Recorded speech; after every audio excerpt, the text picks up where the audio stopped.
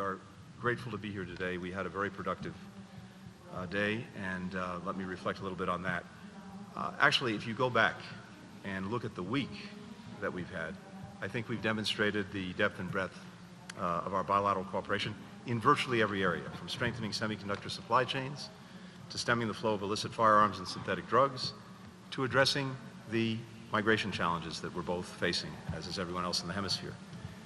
The presence of so many of us here in Mexico today and on this platform reflects the priority that the United States attaches to our relationship. I have to tell you, more than ever before in my 30 years of being engaged in foreign policy, the United States and Mexico are working together as partners in common purpose.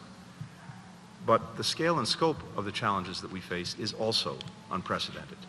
And I think today we reflected on both of those facts, the unprecedented partnership, but also the unprecedented challenges.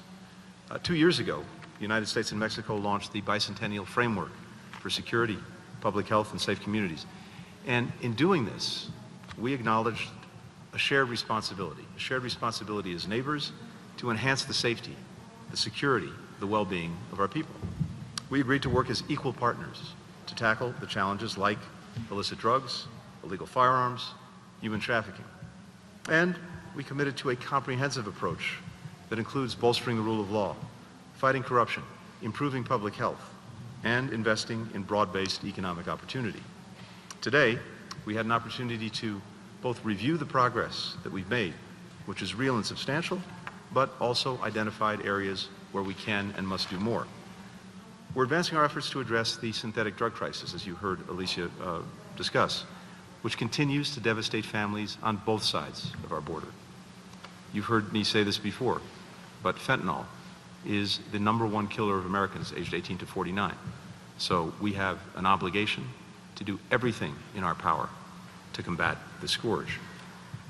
We're doing this together directly with Mexico. In March, U.S. and Mexican leaders in justice, law enforcement, public health met here in Mexico City to look for new ways to work together. For example, by better monitoring and tracing chemical precursors, by cooperating to dismantle clandestine drug labs, by sharing resources and best practices for treating addiction. And together, we engaged more than 50 representatives of the Mexican private sector, industries, from logistics to transportation to pharmaceuticals, to help identify illicit activity in their supply chains and stop the diversion of precursor chemicals. We're also working with partners around the world because this is a global challenge.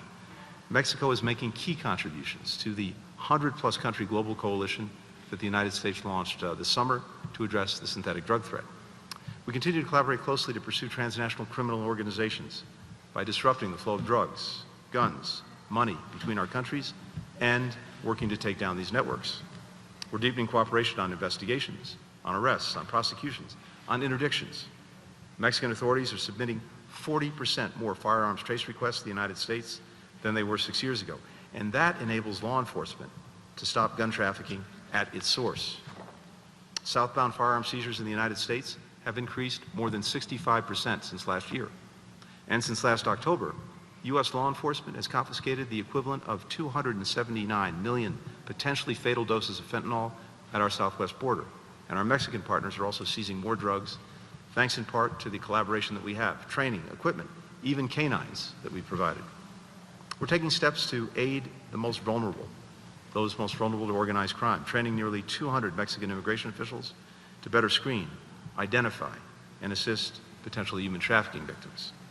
And as two of the 21 nations that have endorsed the Los Angeles Declaration on Migration and Protection, we are working to create the conditions for safe, orderly, humane migration. As you heard last night, Secretary Barcina and I joined a migration ministerial with our counterparts from Colombia and from Panama to advance these efforts. Today's dialogue, as you heard as well, included migration for the first time. This is a recognition that the issue has profound national security implications for the entire hemisphere.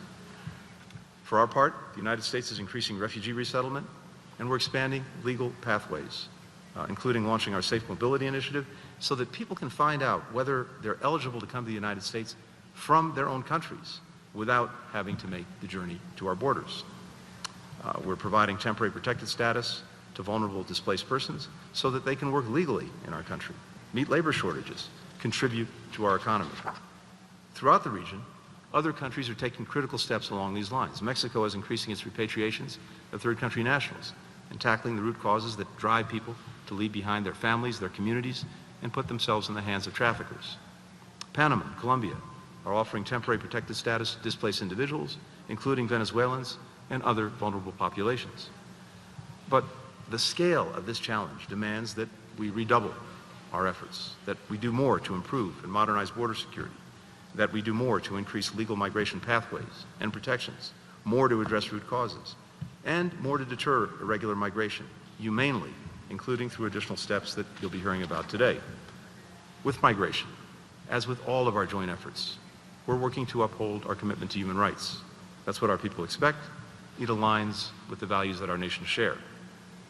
It's essential to building our citizens' trust, which enables law enforcement and justice officials to more effectively prosecute criminal networks.